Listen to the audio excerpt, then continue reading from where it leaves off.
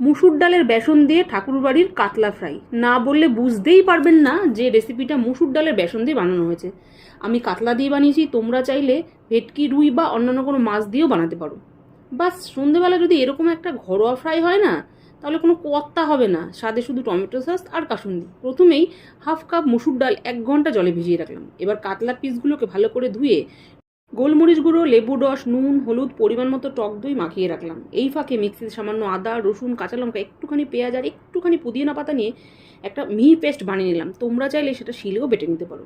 ওই নুন হলুদ মাখানো মাছের সাথে ওই পেস্টটাকে ভালো করে মাখিয়ে 1 ঘন্টা ম্যারিনেট করে রাখলাম। এবার ভেজানো ডালটাকে জল ঝরিয়ে একটা তাওয়ার মধ্যে হালকা ড্রাই রোস্ট করে ডালটা ঠান্ডা হয়ে গেলে শিলে ভালোভাবে বেটে নিলাম।